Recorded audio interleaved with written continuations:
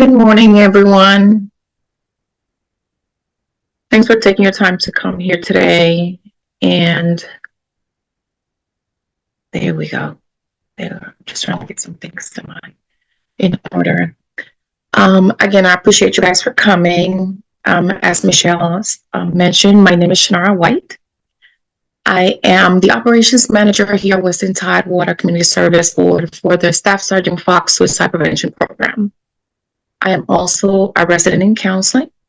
And today we're going to be talking a little bit about military sexual trauma, which I will refer to as MST.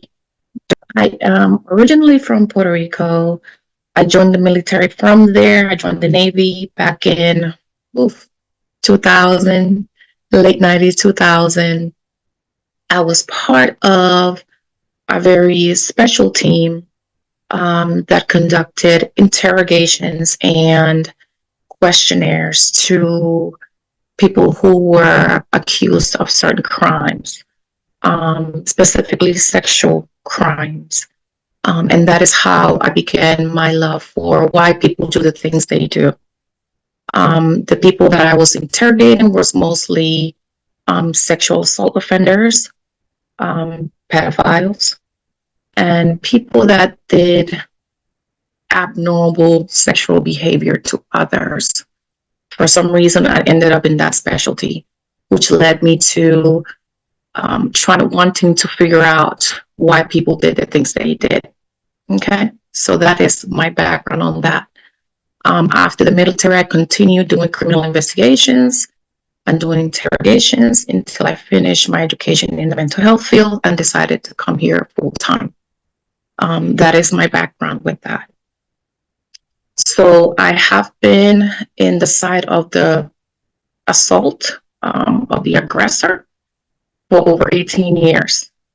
And now I have decided to come to the side of our victims.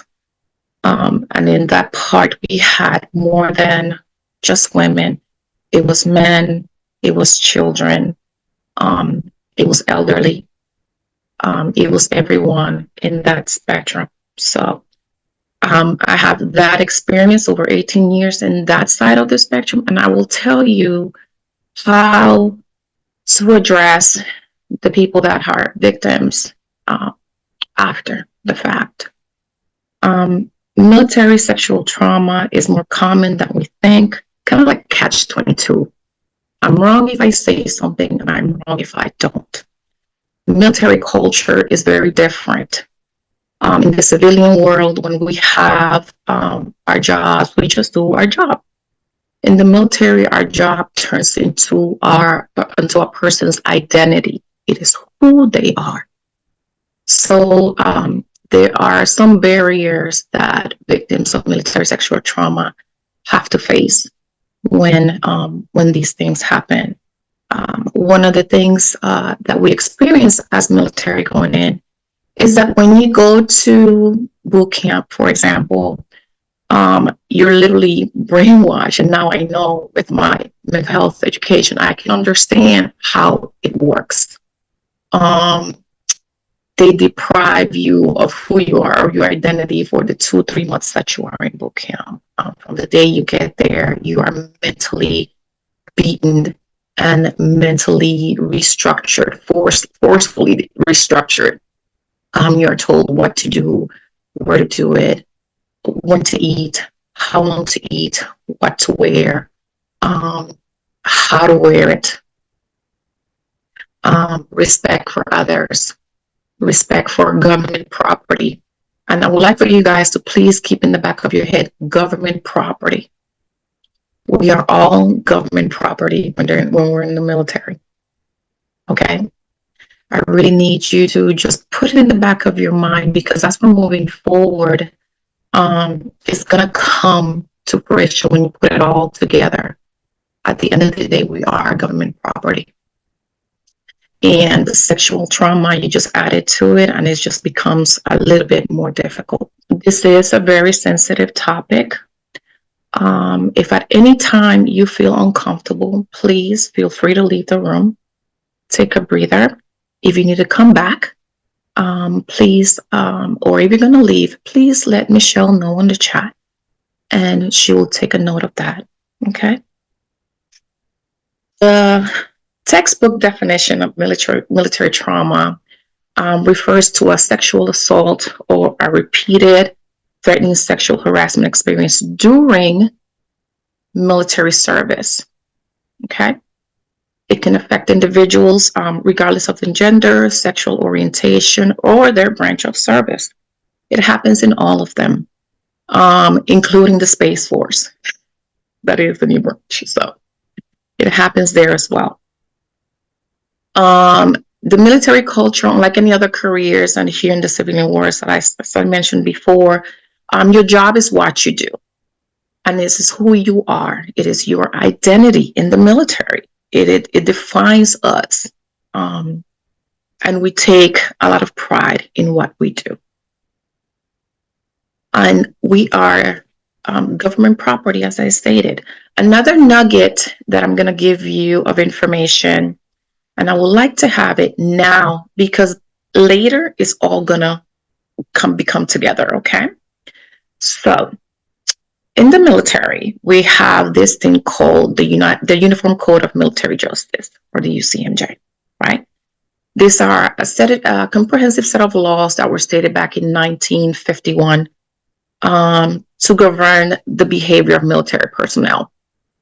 Okay, so when someone commits a crime in the military or in the civilian world, they are subject to both sets of laws.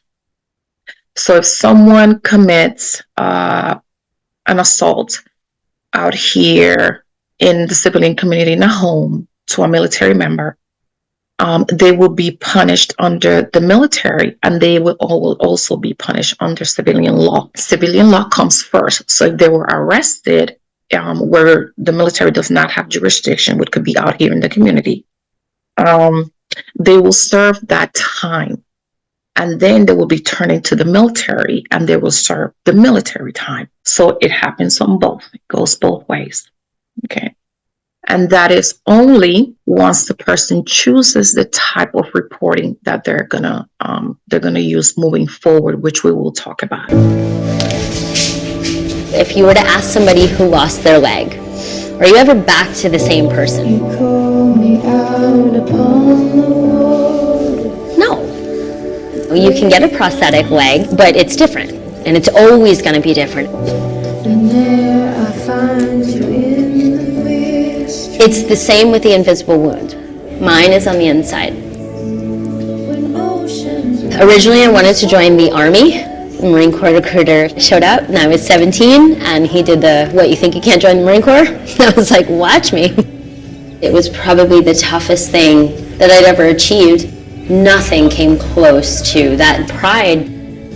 I got to Okinawa in 1999. I went in a skirt and a pink tank top, and I was very proud to know that I was a strong woman. I was a Marine, and to still be feminine and, feel comfortable in that. I was blindsided. I dealt with sexual harassment. I was one woman to every 60 men. And I had gone out one night, and I didn't. I kind of kept to myself a bit, and I went out, and that night I was drugged and I was raped by my sergeant, who was my chain of command. Meaning he was the person that if something happened to me, I have to go to report, and I reported it, and the more that I pushed for things to be done and for them to investigate it, the more repercussions came to me. Professionally, personally, I was kind of blacklisted. Can you open that, love? So you got like all this plus like 4 foamies all stacked up in the back of the truck. It's very interesting. We met each other when we were in Okinawa, and he left, and a week later I was raped. So we remember each other as we were before we got together. We hadn't seen each other for years. And in 2012, when my husband returned from his 3rd combat tour, his PTSD was extremely apparent, and he was not the same person. I have your phone, okay, Jess? You close the front door? Yeah. Did you lock it? I locked it. And we built our family from, both of us trying to recover from trauma. He drank away the pain and all of the sorrow and all of his dreams for a better tomorrow. With every passing sip, the memories had faded, leaving him broken and terribly jaded, feeling like a failure, too afraid to come forward, wishing their expectations could somehow be lowered. I worry all the time that this will all be too much, and in the end, I'll lose out on the man that I love. Because he fought in a war that I will never understand, with the heart of a boy and the eyes of a man.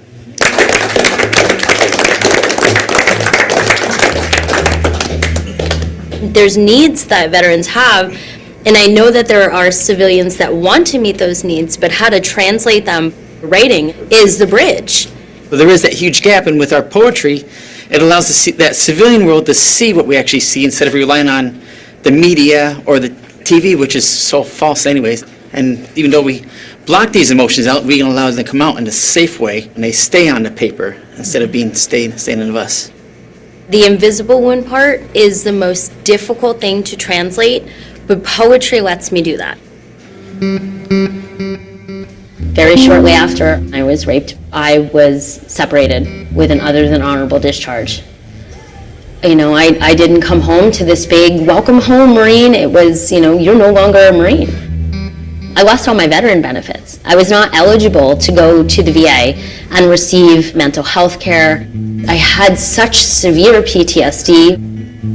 13 years went by, and this was eating me up. It took over my life, and I made the decision to fight. I believe wholeheartedly that in my situation, if the process of reporting the rape had been handled completely outside of the chain of command, it would have allowed me to see my rapist convicted and sentenced to justice.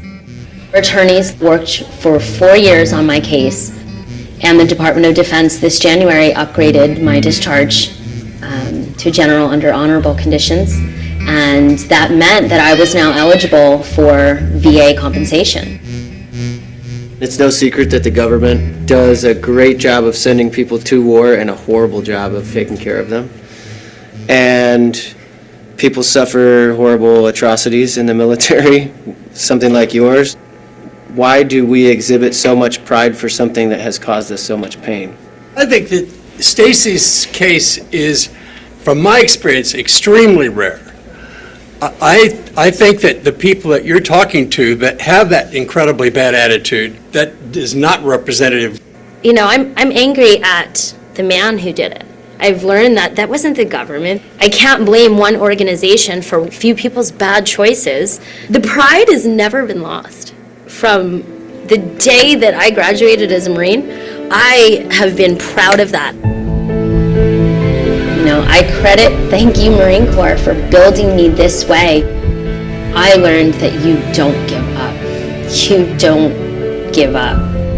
You figure out how to adapt to the new situation and overcome it. We're so grateful that you brought our family out here today, and we hope that everybody stays safe in the ocean. He's not going to wake up one morning, my husband, and not have traumatic brain injury. But there's this whole other post-trauma part of who Stacy is and who Jesse is. And I've learned to fall in love with that. That, when no one else understands, he does. And this strong me that people see now, I don't know that I would have been the same woman had I not gone through what I went through. And I don't know that Jesse would have the love for the life we have together had he not been so close to losing his own all those times. And being a glass mosaic artist, it has made me recognize the beauty in being so broken. You take these shattered pieces and you build back something that is remarkable.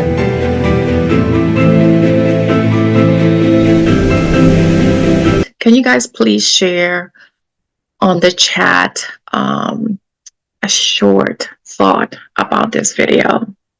But one of the things that I wanted to point out is Remember how I was talking at the beginning where the military they brainwash you when you go to boot camp, you know. In that process, you build resilience. And I believe that resilience was something that has kept her through. That is why she's in the safe space that she's in right now. It is heartbreaking, Michelle, to see that her reporting that got her to get an other than honorable discharge. I'm not sure you guys caught that, to where she did not have any veteran affairs benefits. It excluded her from having benefits in order to treat her PTSD.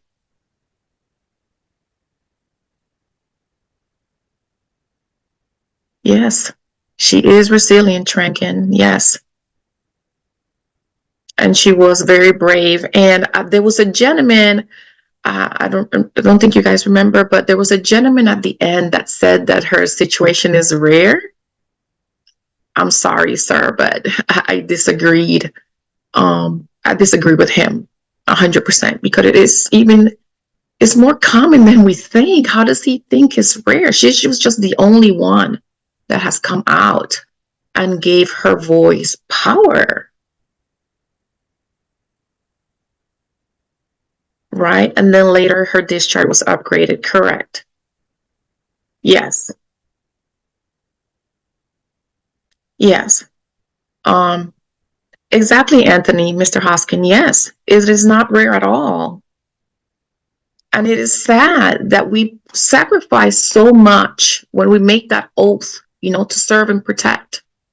And for us, for some of us to experience these things, it is hard. It took so long to recognize. Yes, Miss McCray. Yes, absolutely.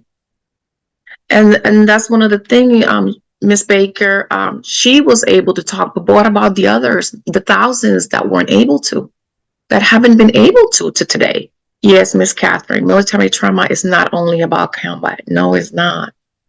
There's so much more that we're exposed to in the military.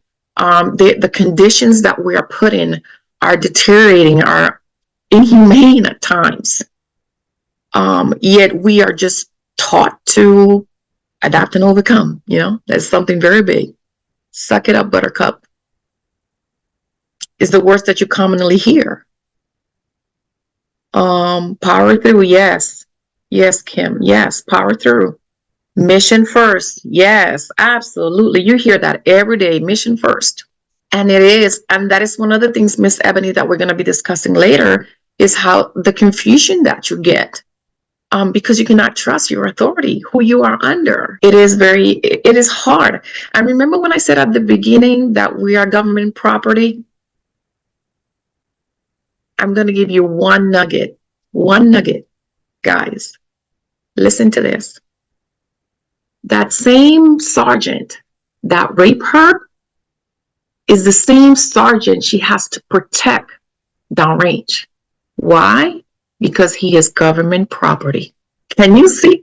Just imagine that. Imagine that you have to go out downrange and you have to protect the same man that did this to you.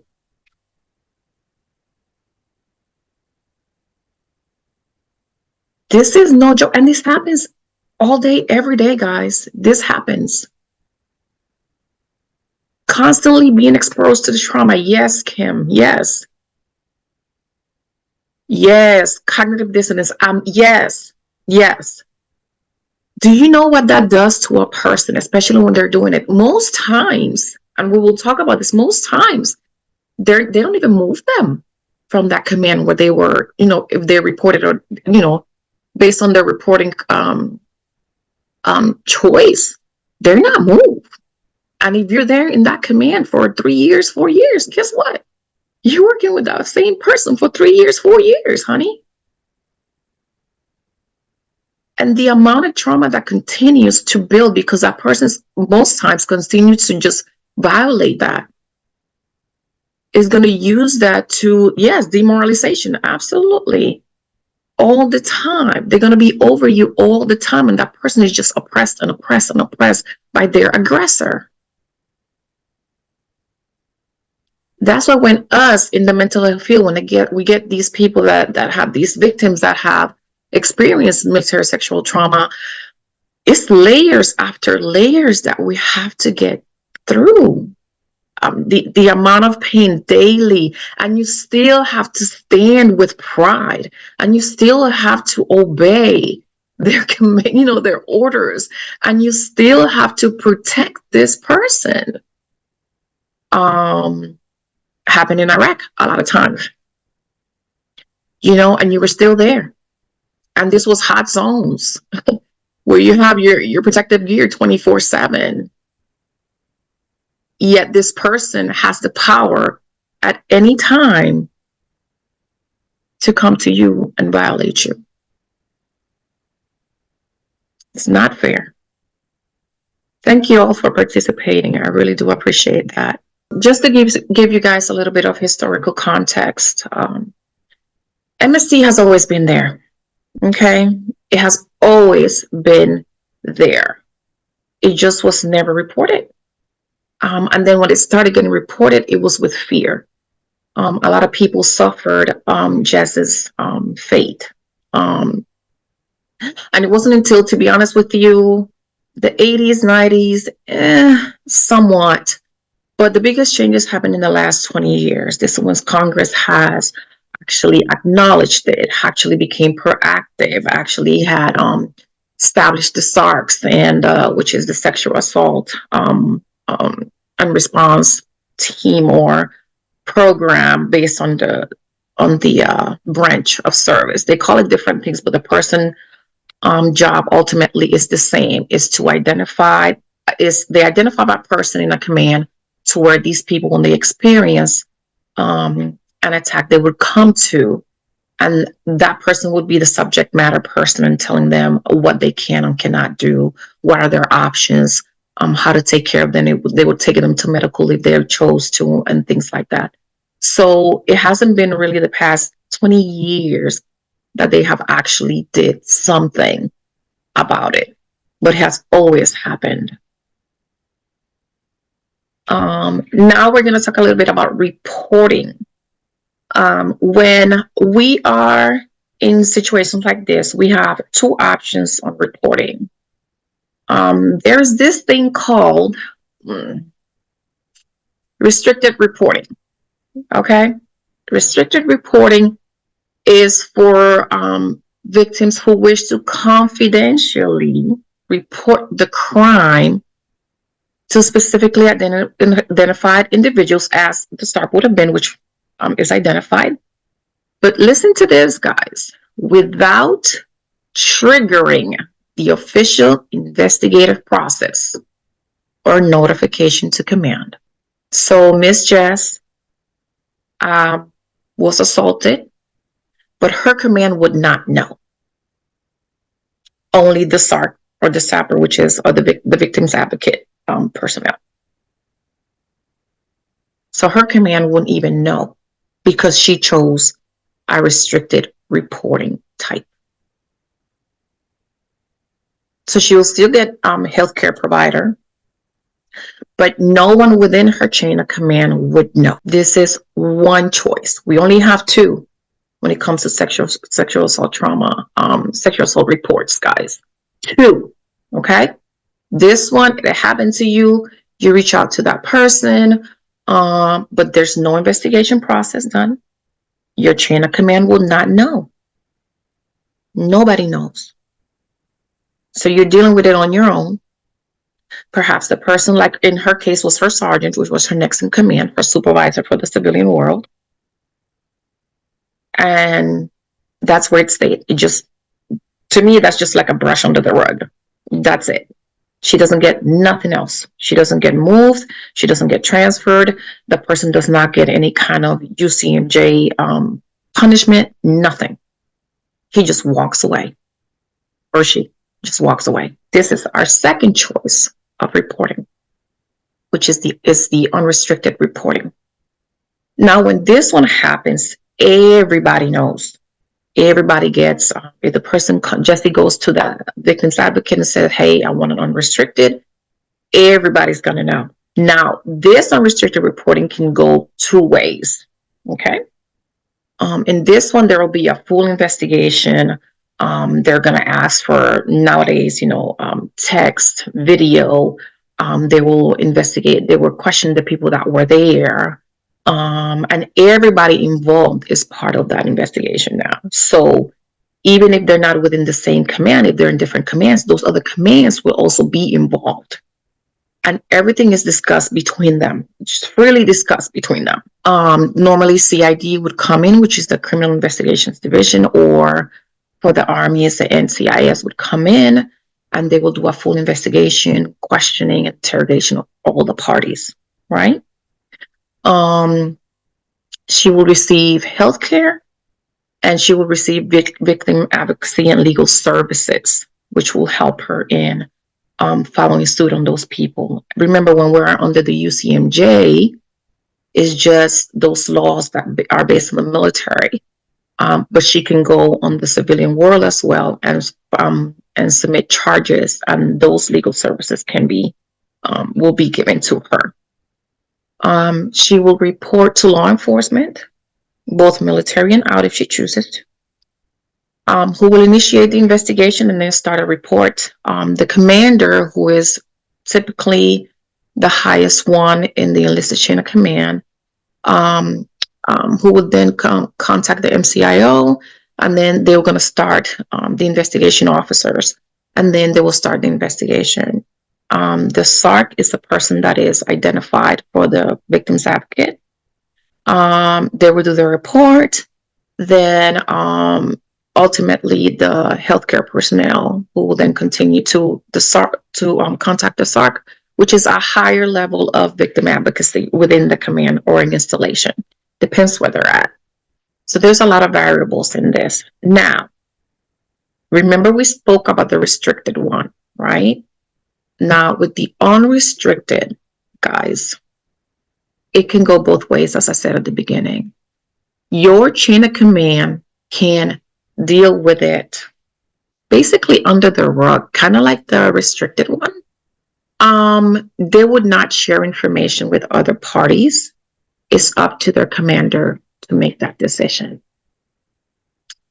They can also choose if they think, and I've seen it before, and I say it because it has happened before, where they don't think the assault was bad enough.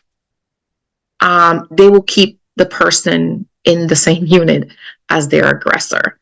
Since it's unrestricted, they have identified an aggressor. They have given him some regular NJP, which is non-judicial punishment, which they would say, okay, we're going to take your pay, half your pay times 2 months, and you're going to do extra duty. And because he did this, he was punished, they're going to be okay. So we're going to discuss a little bit later, how does all this affect this victim? Because it's just minimizing what someone did to them. And like someone else mentioned earlier, mission first. Oh, he got a little bit of, he got a smack in his hand. He's not going to do it again. We're going to stay here. I'm going to continue moving forward. Mission first. So the amount of just demoralization that this person has suffered by the time they get to us, it is thick. It is thick.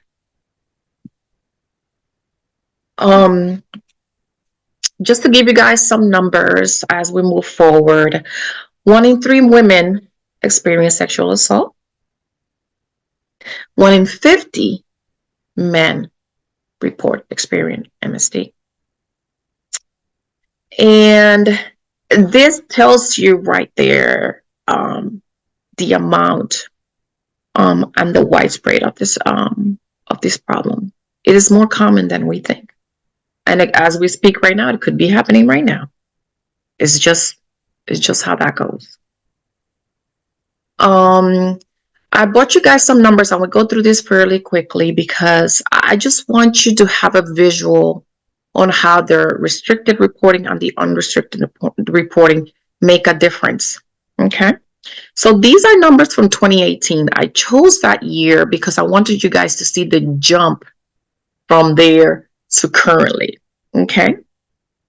So as you can see, and it goes by branches, by 2018, the Space Force was not 100% in here.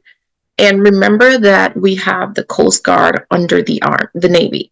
So this was the it shows you that it was 5.8 women for the Army, 7.5 women in the Navy, 10.7 women in the Marine Corps, and 4.3 in the Air Force. Do you guys have any idea why the Marine Corps is higher? Or anyone would like to share or what their thoughts are on the Marine Corps being higher? Yes, Corey. More close contact? Absolutely. Yes. More males. That's what I was looking for, Miss Nakia. I hope I said that right. More males. Small women to men ratio. Yes. It is viewed as a male only ranch. Absolutely. Yes. Now, look at this. Okay, we jumped to 2021, guys. Look at this. There was 8,866 full reports. 2,500 went restricted. 2,510 to be exact. Why? Why 2,510 service member chose to go restricted reporting? Why? There's fear. There's fear for their safety, fear for their career. It's 2,510 too many for me. And only 6,356 did unrestricted reporting. That was that. Not to mention that other civilians and DoD contractors fall under that as well. Any person there's a lot of civilians that work with military. They're not exempt. They're contractors. Look, 10 contractors. 10. So meaning for the most part, 10 of those aggressors got some sort of punishment. And 37 DoD civilian personnel did unrestricted, and 5 did restricted. Why? Look at this on 2022. Look how the numbers went up. There were a total of 8,942 reports. 3,000 went restricted. 3,000.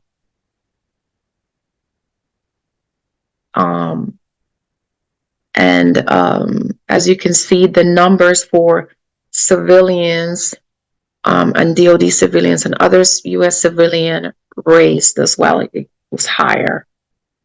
Contractors, again, they went unrestricted reporting, 14 of them, and none restricted. And these are the numbers on 2023. The restricted number dropped. It didn't drop significantly, but it made a drop. It went to 2,979, which the other one was 3,001. So it wasn't a big drop. I would have liked a 0 unrestricted, because then that would mean that their aggressors did receive some kind of punishment. But there were 5,536 unrestricted reports. So that is a great, a better number than the previous years. And some of the news pertaining to this is that Department of Defense released the fiscal year 2020 our annual report on sexual assault in the military the following year, 2024, which is just last year. This year's annual report shows that the estimated prevalence of sexual assault and harassment declined, which we saw, in the active force compared to the levels measured in 2021, which we saw. about 2 slides back. And nearly 7,000 fewer service members experienced sexual assault in 2023 than in 2021. And this is directly from the DoD Department of Defense website. And they are available to you for further research if you choose. One of the reasons that I believe reporting has decreased is because is more aware. Once you go into one of these military commands, you can see posters everywhere about sexual assault. They have the 1-800 number posted everywhere. So it's giving it that spotlight effect to commands and to service members. I believe that is not being denied anymore. So it is more prevalent. It's not being dismissed as it used to be dismissed back as soon as early as, 2000, early 2000s. It has been more recognized. The fear, people have lost the fear of reporting. So they have lost that. So that, I believe, are one of the big contributing factors, to decrease reporting. One of the ways MST can look like, it can be any of these that you can see on the screen. Sometimes we're in the workplace, and I've been in workplace, of course not where I'm at, of course not now, but in the past, I have been in workplace where these things were common. Hostile sexual language was something they just blurred, not realizing that the people around them could be triggered.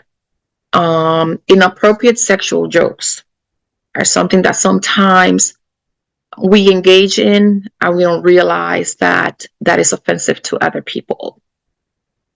There's physical assault. I remember being in a unit. I was in a unit where they were all men, and I was one of 3 females. And the inappropriate sexual jokes were that was breakfast, lunch, and dinner. It was very common for them to do things to each other while in uniform in a foreign country, and it was fun to them for some reason.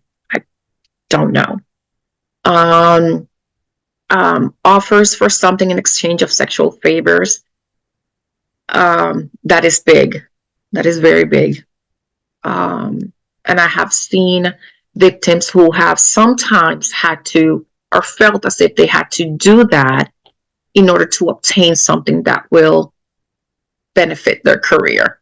If that makes any sense. Sexual encounters when a person is unable to or unwilling to consent, whether they're roofied, drunk, anything like that. It happens.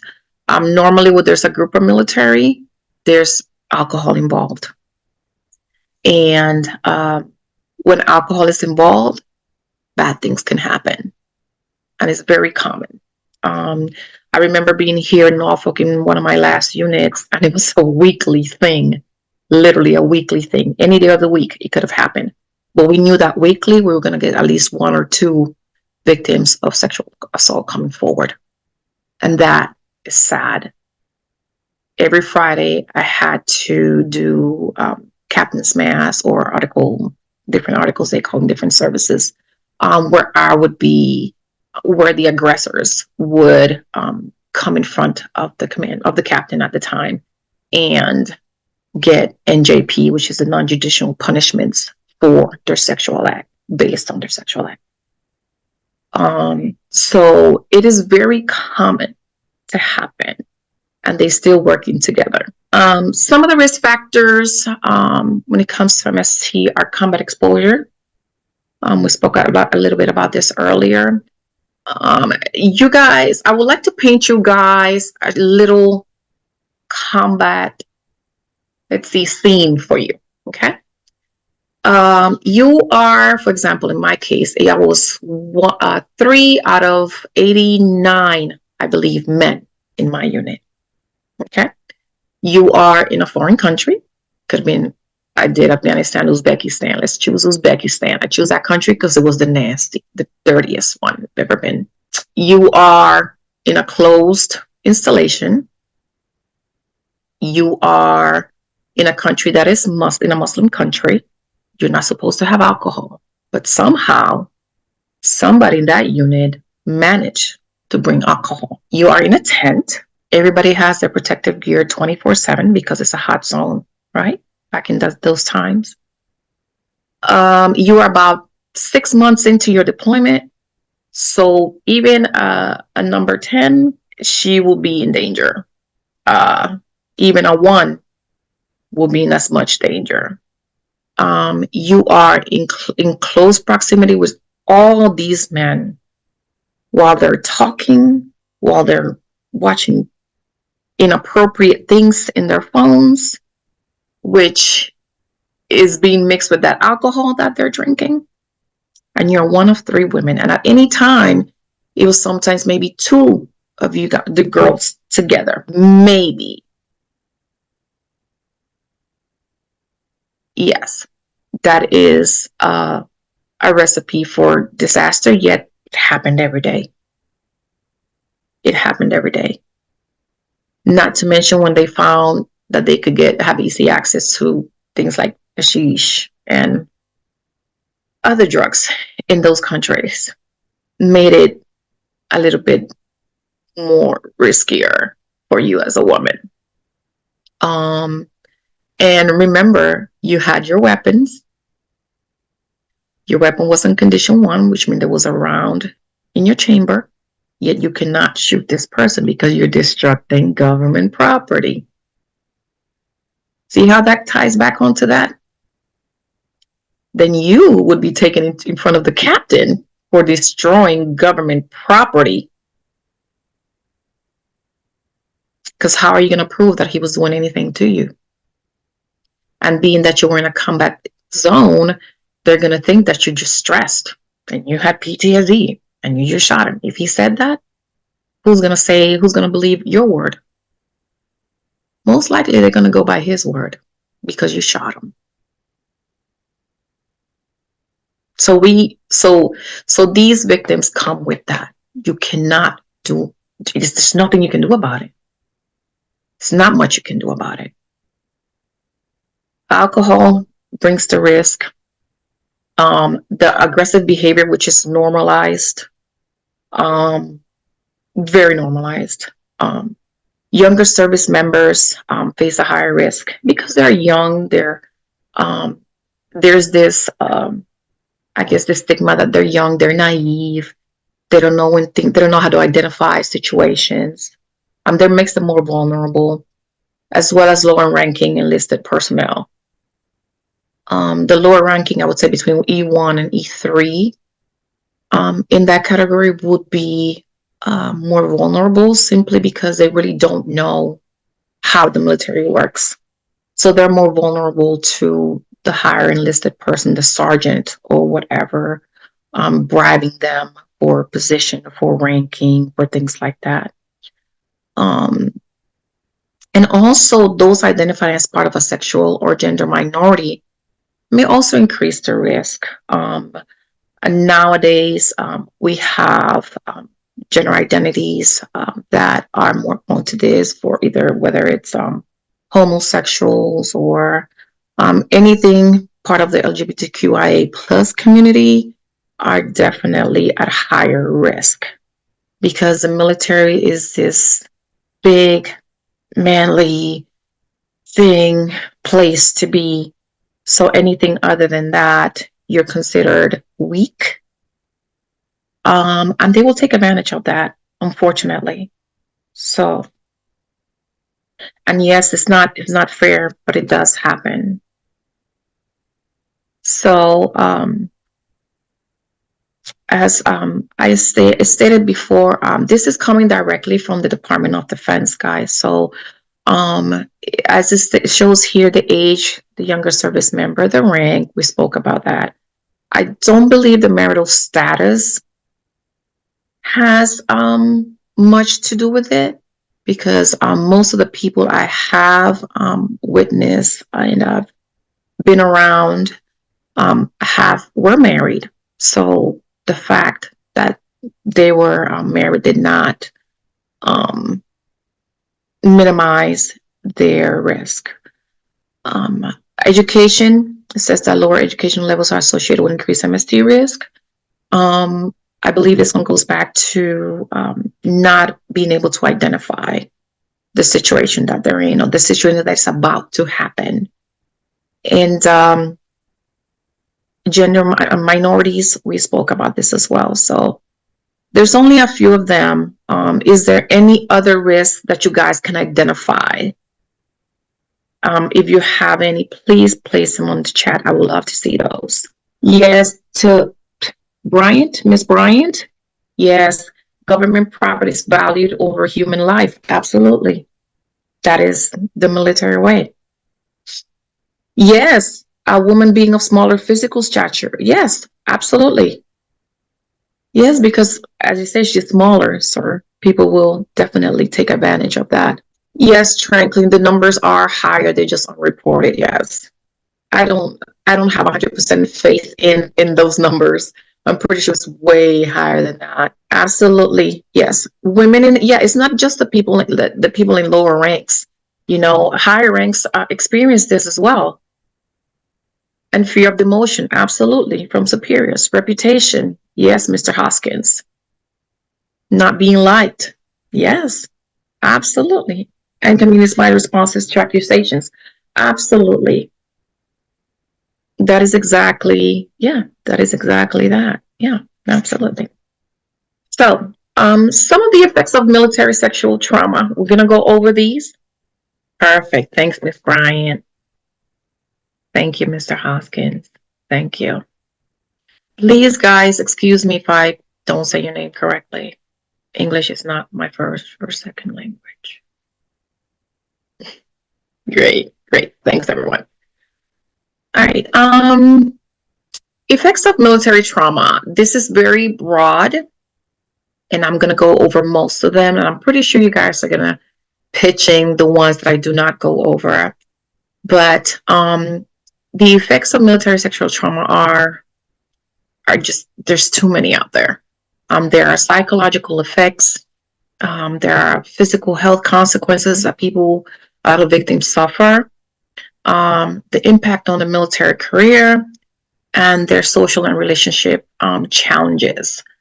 We're going to visit these, and we're going to talk a little bit more. And as you guys did before, I encourage you to participate on the chat so that I can get your feedback. Psychological effects that they suffer as of these events can include PTSD, depression, anxiety, self-worth, self-esteem issues, trust issues, of course, because their boundaries have been violated. There are an array of psychological effects that we will see these clients come in and show. Even though they may not believe that they are showing those, we can view those, and we can by asking questions. And sometimes you don't even have to ask questions. You can just see a person's behavior and see that they're experiencing one of these psychological effects. They also feel guilty. They feel shame, anger, despair, and they normally isolate. The guilt part, I have been a witness to most of the people I've encountered that have been victims of sexual assault, is that for some reason they believe it is their fault. I shouldn't have been there. I shouldn't have worn that. I shouldn't have been drinking. And these are things, I think these are certain stigma that society has placed on this community, on these victims, that it must have been your fault. You must have attracted that person in that manner, or you said something that wasn't right, or you shouldn't have been wearing that revealing clothing. So it's in a way a very common emotion to feel. Guilt is up there. That's why I put it up top, because it's up there. And in the military community, you shouldn't have been there with the guys. You shouldn't have been there with the boys. You should have not gone to their gathering. You shouldn't have. So it basically reverts back to you. You did something wrong just by existing, just by being there. Which in reality, we know that is not correct. But that is how the environment has made us feel, or can make them feel. So, shame. A lot of people feel shameful after being a victim, because they can, it happened to them. It's an act that is supposed to be private, yet it is not. So they feel shame for that. A lot of people also experience anger because I should have, or I shouldn't have. It takes them back to guilt. Every one of those actions takes them, even anger takes you back to guilt. I should have kicked him. I should have, I don't know, punched him. I should have done this. So the anger is not so much to the person, but it's within them. As well as the person, as well as the event, as well as the entire thing. Because anger for some people is the first, quickest, and easiest emotion to show and to experience. So anger is something very common that a lot of victims show in their behavior. You can't tell them anything. You have to be extremely assertive and strict when you're talking to them, because they're just, as they say, blinded by anger. Some people is more than others, but you will see those in these victims. Despair and isolation. These are things that most of them do. We're going to talk a little bit later about hypersexuality as a result of this.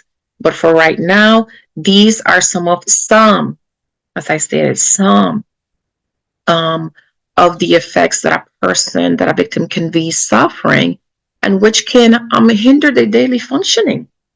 And when they come to us, they really cannot function. They don't know how to interact. They don't know how to socialize anymore. They don't know how to accept orders from their supervisor anymore. They're not as open to that. So they have troubles at work. They have trouble making friends. So they just rather isolate. It's easier to just isolate than anything. A lot of these people, remember, especially in Jess's case, it came from her sergeant, the person that was giving her orders every day, all day. So think about our victims trying to integrate into society, going to work at, I don't know, McDonald's, or going to work anywhere where you have a male as your supervisor telling you what to do.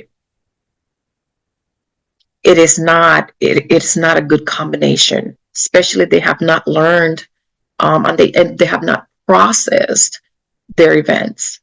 It becomes very difficult. And a lot of MST survivors, they're 100% disabled. They cannot work because of this, because of the effects of that event. That event hindered their life to the point that they cannot be who they were no more. They have not learned, they have not gathered the tools to be able to be successful anywhere else. So what do? They isolate. That is the easiest thing for them to do, because it is hard. And as we all know here in the field, it is hard to put someone to process. If it's hard for you to have someone process and assist them in that process, imagine being in their seat. It's a very hard process, and not everyone has the strength and the willpower to process those things in order to become a healthier person. because the sexual assault event itself breaks down so much of that person that it is hard for them to build it back up like Jessie did, for example. She put the broken pieces and made something beautiful out of it. Not everyone has that ability. So it's very hard it could be difficult to deal with MST victims afterwards, especially I spoke with someone the other day who has someone where the event happened 30 years ago, and it's still very vivid because they still haven't processed that. 30 years, not to mention the time before that, that person had to work with their aggressor on a daily basis. So her starting now, going on to therapy, it's a process. She's going to be with you longer than 12 sessions for sure. One of the things that people don't think about that can come from sexual assault is the danger to their physical health. Sexual assault does not always entail sexual intercourse between the aggressor and the victim. It's not always that. Especially lately, in the past, I want to say 20, 25 years, for some reason, the aggressors have found other ways to violate a person using different objects and whatever they chose to. I'm trying not to be too graphic, but it's happening, guys. So I have to speak on it. So the physical health issues that can happen with that. I remember someone having their rectum ripped, which led to having to have those bags. I'm not medical. Those bags in their stomach to be able to defecate. That's a big physical issue. Reproductive health problems. Some people have been violated in a very aggressive manner to where for females, their insides have been destroyed. So they cannot later in life have children or be able to get pregnant or anything like that. I've had a male whose private parts were lacerated, to say the least, which created later problems, which gave him ED to where he couldn't be able to reproduce. And so those are some physical health issues. Here they annotate gastrointestinal disorders, chronic pain, generalized pain, and many others that, again, it is based on the attack, but it does affect their physical health. Also, when these attacks happen, most likely there's some sort of force use. So if they broke their leg in the process, if they broke their hip in the process, those are physical health problems that victim is going to have to deal with for the rest of their lives daily. So we have to take those things into consideration. That is not just the mental part of it, it's also the physical things that these victims have to endure for the rest of their lives. One of the things that I have experienced is that with these survivors, some of them engage in a lot of unhealthy coping mechanisms, techniques, in order to deal with it. After that, a lot of them engage in substance abuse, which is another problem in itself. Any kind of substance abuse. hypersexuality, we're going to see that is something that does happen. And I think that hypersexuality as a coping mechanism, I believe that gives that person the power to do something because they choose to. It gives that victim the power that I chose to engage in sexual activity. Therefore, I am in control. Because when that event happened, all that was taken from them, that control, that power, it was taken from, it was ripped from them. Therefore, they use that, they could use that mechanism to, and that's how they view it, But for us, it's called hypersexuality. So it's not that a person is a bad person, that is just how they're dealing, how they're able to deal with the problems that come from being a victim of sexual assault. We did see the effects of survivors' military career and the stigma on reporting. So I'm not going to go too much on these. And social and relationship challenges. A lot of these people I see in common, things that I see in common is the lack of trust. It is hard for them to trust someone. And you can't love someone if you don't really trust them. So I don't believe that they can get to that 100% loving a person when they still have a lack of trust there. It can go either way. It depends again on the nature of the attack, the nature of the event itself. And of course, we know that for everyone is different, but it is very common, and most MST survivors all have the same type of relationship problems. If they're in marriage, they typically don't have a happy marriage. They typically have intimacy issues because they cannot trust that person, or simply because it's a male, if their aggressor was a male.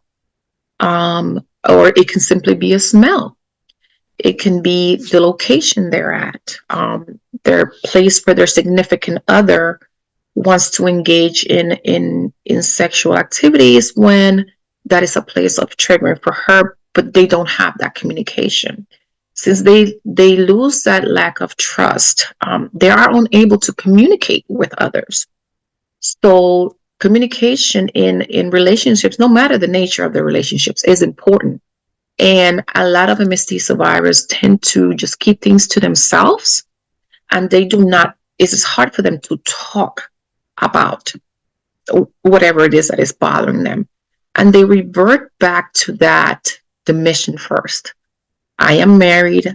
This is my husband, so I have to do this because this is my role. It goes back to getting you brainwashed and being told that the mission is first. So it all kind of comes together when dealing with this. Not to mention the different side effects, the depression, the not wanting to shower, the not wanting, eating too much or eating too less, or gaining weight or losing weight, or not wanting to do the things they used to do before. So these are all our symptoms of the depression and the PTSD, the nightmares, the sweats, the being in 10 different medications because the VA just believed they should give you 3 antidepressants, 2 different anxiety medications, 2 different medications for sleeping, and taking all of that, all the side effects of that. You put all that together in one person and then put a tape over the mouth, basically, because that is how they feel. They cannot speak about all this. So that is something that these are consequences that these victims have to endure. And we need to be very aware of this, that it's not just what we're seeing in front of us, But we need to just put yourself in that room and see what are all those little boxes that this person has to deal with within their mind, and how all that affects their interactions. It's not always that they are difficult. It's not always that they are just going through something like some people do and just brush it off under the rug. It is not that. It is everything else that comes as a consequence of sexual assault. And not to mention the separation from military service. That's going to give them even more aggression, more anger, more lack of self-worth. They're unemployed. And this is one of the things, guys. There's a time frame. So let's say it happened over the weekend. I'll give you a timeline more recent. So it happened over the weekend. You reported on a Monday. For example, in the command I was in, every Friday we did captain's mass. So this is how quick this is happening. So it happened one weekend. You reported on a Monday. You went to captain's mass on a Friday.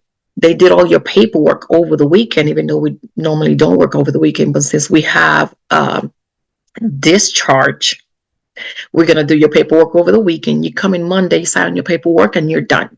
You're out. You get your duty to 14, other than honorable, like Miss Jessie did, and you're done. So your financial stability, your security, everything just went out the window within a week. So you add all of that to this person who simply just reported that they were sexually assaulted.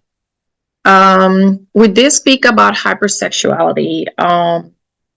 And one other thing that is very, very common is arousal disorder. If anyone feels uncomfortable with some sexual content that I'm going to speak up, please feel free to step out the room and come back. But this is something real, and it happens, and it's very common. For women, arousal disorder is more common than in men. They lack, and it's more of the mind. The body won't go where the mind won't let it. That is basically one of these. This is basically what it is. After a woman suffers or is a victim of sexual assault, she does not find pleasure in another man or whoever their partner is touching them. The way they may get aroused in a different manner that they were used to being aroused. That is where some other more aggressive behaviors come to fruition within that person that they didn't know was there because of the event.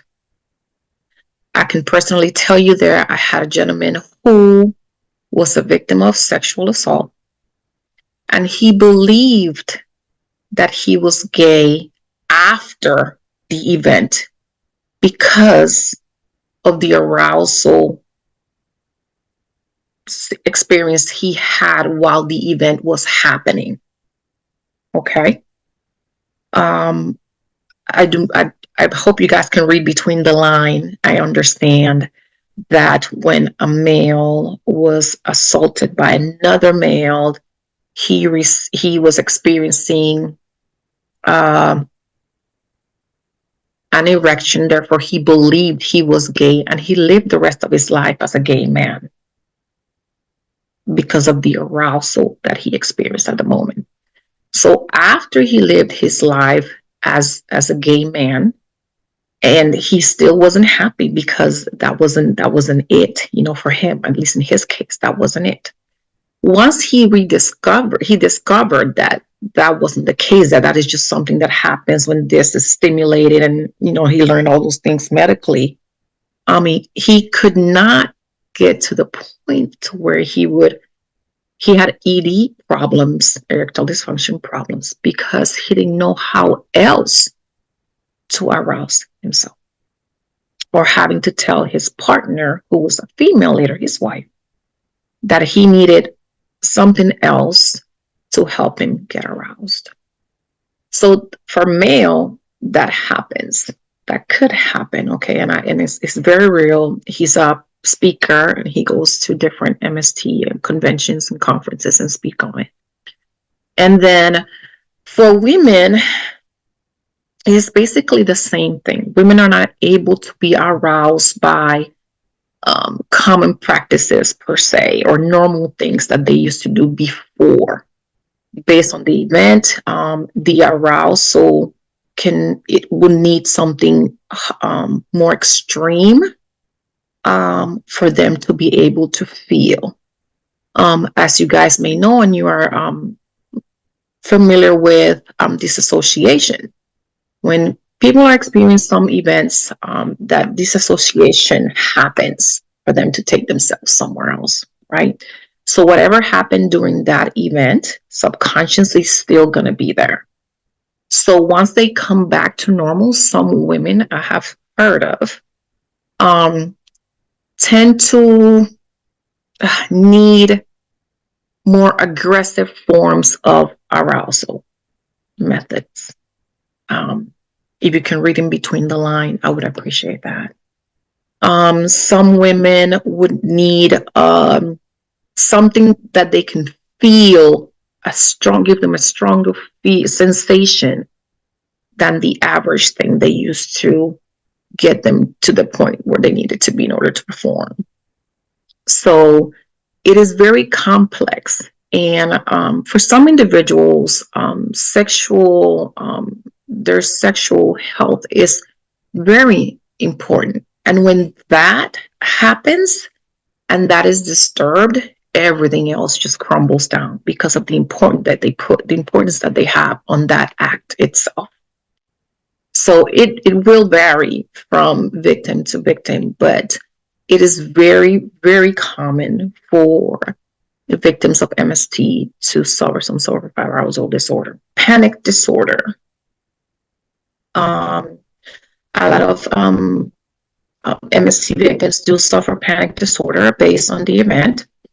As we said earlier, they find it hard to love unconditionally because of the lack of trust. And they have difficulty building bonds. And this can be with their children, this can be with their any of the relationships with their friends that they're trying to build bonds with. One, lack of the trust, that is the main thing.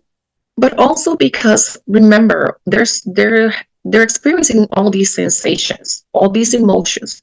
So the guilt is still there. The shame is still there. So that shame is not allowing them to love their children because they are embarrassed in themselves. Because they have not resolved those issues. So that'll make it difficult for them to build bonds with friends, with their children, and with their loved ones, whoever their partner is. We spoke about loss on this sense of self. They don't know who they are anymore. Their victim the event have completely turned them around to where they don't even know who they are. Emotional dysregulation. This is very common. Almost every victim experiences this. Emotional dysregulation can be shown and can be expressed in different ways, guys. You have those that are extremely quiet, they are okay until, I don't know, they looked outside and they see a person looking at the perpetrator and they just go into their next emotion quickly. And they are unable to control that. It's completely unregulated.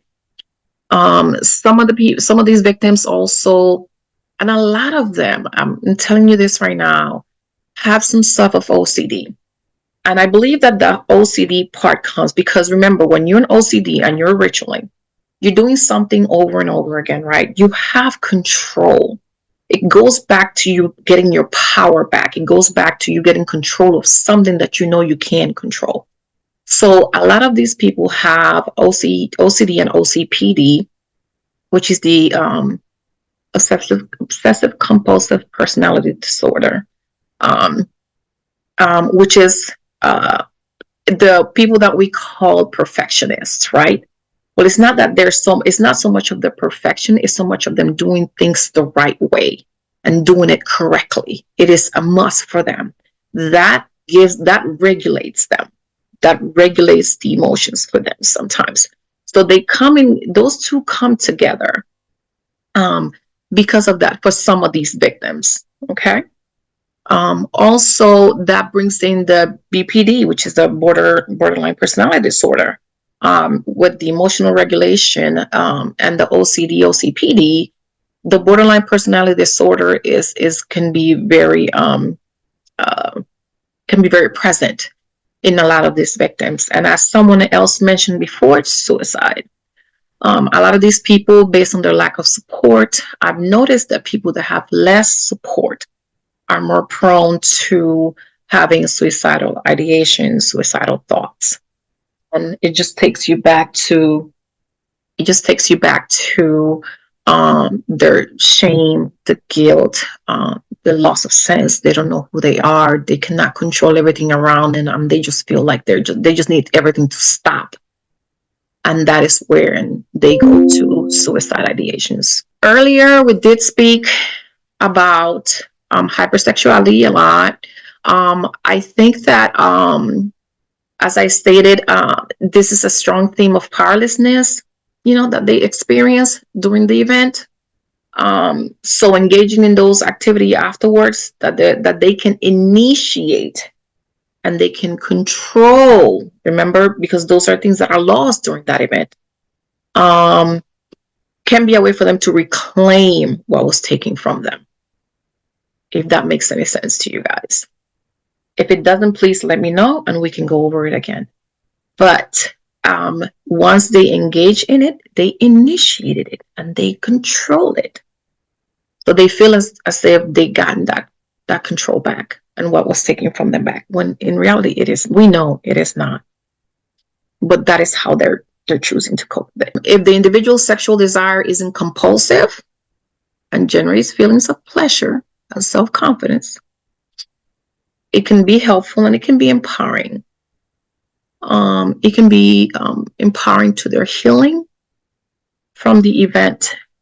But this is very few in between. I'm not going to lie. Very few in between that can regain that self-confidence from it. However, others might engage in hypersexuality behavior as a distraction, a way to cope, or to avoid the experience, increasing the emotionally charged thoughts that normally come with that event, with anyone, which can then potentially be harmful and may lead to more feelings of shame and alienation, which it doesn't resolve the problem at the end of the day. It does not. So these are things that we're going to have to address before we can even help the person move forward, look at anything else other than what they have in the vision. Going on to peer support network. As I mentioned earlier, it depends on the victim's support, how well they could do moving forward. And I believe that goes for everyone. But for MST victims, it is important that they have a good social support, family support, and even chain of command support. There have been some cases that have been very successful of women who have been victims of MST in the military that have been able to move over to a different unit, who have continued to thrive, who have not been looked down at based on their event and how they got there. The commands were very discreet when they were dealing with her situation. It was just someone else coming into our unit, just like any other person would. And that showed very good support. But unfortunately, again, we don't get it all the time. Some of these victims are seen as just troublesome, or something we have to take care of, something we have to do. And they becomes a little bit of just a troublesome soldier, sailor, airman, not seen as who they are going into a different place. And for the most part, when you stay in the same place, it is not a supportive environment at all. You're seen as if you are just trouble walking by. People that used to talk to you don't talk to you anymore. People that you used to share things with don't share things with you anymore. People that used to do certain tasks with you. I know specifically like on the Navy in ships, we used to do PMS, just care of our equipment, and we would do it with certain people. What if that person doesn't want to do the work with you anymore because you're just trouble? Some places, and this is typically what happens, they leave you in the same unit, so you have no support, which brings that person to be more at risk of even reaching the point of contemplating suicide. So peer support is very, very important for these victims. It is important that we validate them, that we assure them, that we are sensitive to the things that trigger them, because not everyone is around them. And while they are with you, they are safe, and you need to be able to provide that, a safe space for your client who has been an MST victim, because you don't know, once they leave your office, everywhere else they go, they may not be viewed as that. They may not feel safe, not even in their own homes. Just like Jessie said, when she went back home, she wasn't, the Marine. No, she wasn't that anymore. So she didn't even have that support. So it makes recovery, and it makes the journey of healing for our MST victims a whole lot harder. So it is important that once we are with them and we have them, we are able to help them identify a healthy support, and what are those barriers that are not allowing them to reach a healthier and maintain a healthier support group. So we need to be very aware of that. Okay. Group therapies are always good. Well, can be good. Let's say that can be good if it's just specified for that. Because I have experience when facilitating group therapy for sexual trauma, that even in those groups, you can see the division between the military sexual trauma victim and the other victims, because the military culture is completely different, and they are not forced civilians are not forced to deal with the things that the military person does. So for some reason, I have seen the discord in the groups when they are not the same. So what I chose to do was divide the group and provide a group for sexual trauma and a different group for military sexual trauma, to avoid confrontations per se between the victims. So please keep that in mind moving forward. And we do have, the VA does have a lot of resources for our veterans. They have and the numbers I will show you at the end of the slides, which is coming up, where you see the different numbers they have. They can text, they can call, they can go. So they have different ways to deal with it. One of the things that we are going to go over quickly, not in depth, are just the few and the best therapeutic approaches for MST behaviors. First, we have CBT, cognitive behavioral therapy. It focuses on their behavior, which goes to their thoughts and changing to their feelings, and vice versa. The cycle can go either way, but it does, as I stated earlier, help them manage those feelings and thoughts, which will entail and then change their behavior. It is very common. It is research-based and addresses negative thoughts that they have about their self and their environment, and try to see those in a different light, and enhances that although they can't control every situation, they can control how they react to them. That is the most important thing. By doing that, they can receive some coping skills that it can help them change the way they think to better deal with stressful situations, like when they get in triggering situations. We also have EMDR, which is eye movement desensitization and reprocessing. Not everyone is qualified to do this type of training, but if they are in your practices or where you're at, please encourage those. It's just a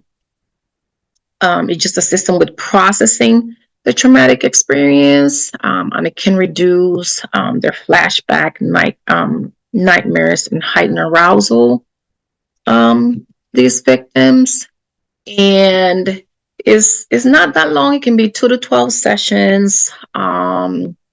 It's based on adaptive information processing model, and it targets the way a distress memory is stored in your brain. So that's what that will do. I personally have experienced EMDR in connection with CPT-TI and neurofeedback therapy, and it was great. It's a great model for PTSD from when I was in Iraq and when I was in Afghanistan. So those EMDR I personally recommended for people with PTSD. It won't work for everyone, but it is an option and it's available. And it mostly, the best thing about it, I think, is that it focuses directly on the memory, and it is intended to change the way the memory is stored in the brain. So, like I said, to me, it was very effective. It won't work for everyone, but it's a good choice to have. DBT is also commonly used for MST victims. Again, remember we spoke earlier about the emotional dysregulation. It helps them with that, with self-destructive behavior like the SA and all those other things. Interpersonal difficulties, which we mentioned that they do suffer. It is evidence-based, and they learn acceptance and to help them make changes. And it aims to help people identify problematic behaviors like that hypersexuality and replace them with new, more effective ones. So we just need to find something that gives you that same feeling, replacing one behavior with another one, negative behavior with a positive behavior. Here they go over the 8 common techniques used in DBT therapy, which is mindfulness, distress tolerance, emotional regulation, interpersonal effectiveness, which teaches people how to cope with conflict, exposure and response prevention. Okay, this is typically mostly for the OCD part. Some light exposure, very light exposure is not big. It is essential to learning how to overcome those triggers in a natural environment. And opposite actions. This means that recognizing your personal action urge to, like, for example, that hypersexuality thing, associated with experienced emotion, and making an intentional plan to react differently. Validation, remember earlier we spoke, they need validation because they're going to question their own reality of what happened to them, because the stress and the pain can feel too hard to tolerate at times. So validation plays an important role in the healing process. And self-acceptance. We have to help them reach a point where they can accept the situation that they're in, and that is not being okay with being hurt, abused or traumatized. Self-acceptance is more of accepting that pain does not always have to mean suffering, and that you can overcome what happened to you by taking back control, being able to manage your emotions, and allowing yourself to feel and heal. That is what DBT does for our clients. having to daily interact with the perpetrator, having to protect the perpetrator, or being in fear to lose your career without fault. These are things that our clients are coming with. Okay? And these are things that they have. When we are interacting with these clients, please, really just remember that boundaries are unknown. You don't really know what are their triggers, what are the things that they don't know, until we get to know them a little bit more, until we build that rapport to know what are things that we can and cannot do, the barriers that are there. Okay, so always be respectful and speak with empathy and respect. Always show that, because remember, they lost that respect. Their respect was just ripped from them. So the more when you interact with them, please ensure that you're interacting with empathy and respect.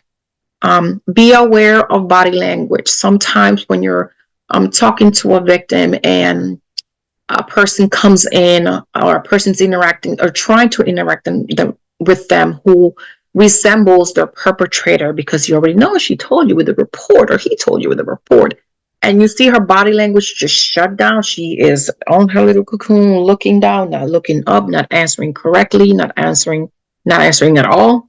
Sometimes, please be aware of their body language. Look for triggers within the context when you're having a conversation. If they say, "Oh, I avoid dark alleys," must be for something. There's a reason behind it. Always, please avoid judgment. We are not here to do so. And these are our clients, and these are victims who are very, very sensitive. And we need to be aware of those. So stay away from judgment. And use very encouraging words. Words such as, "I believe you. I believe this happened to you. It is not your fault. You are not alone. They are not the only one." You are not trying to compare them to others, but you're letting them know that there are others that have been in the same position that they have been in.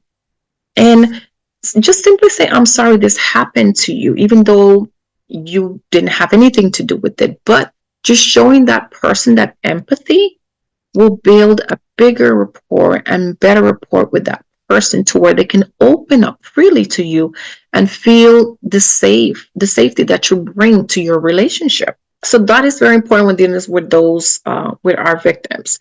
These are just moving forward. What Congress has done. They passed the bill in 21. They disseminated across the military. Out of December of 2023, they are now tried outside the chain of command. So hopefully this will open those unrestricted reporting numbers up, because now they will not be taking care of their immediate chain of command. Okay, so that is a big one. Also, the Offices of Special Trial Counsel within the Army, Navy, Marine Corps, and Air Force, which cover the Space Force, became operational just December of 2023, guys. This was what, a year and 2 months ago? So this is fairly new.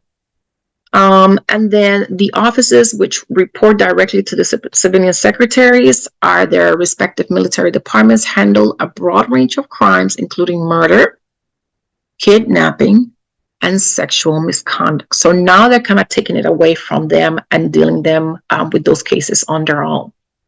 So this is the light at the end of the tunnel. Okay, there is light, and they are moving on to greater things. That is why I said before, it has the numbers have been decreasing in the assaults and increasing in the reporting. We just wish they're all unrestricted reporting. Hopefully that can change that. We spoke about the fact that there were less, but one thing that I would say is this: the only acceptable number of sexual assault is 0. And that was what the current Defense Secretary, Mr. Lloyd Austin, stated, which I agree with. I really wish that that our number was zero and that our military members that are out there protecting our country did not have to worry about such a thing.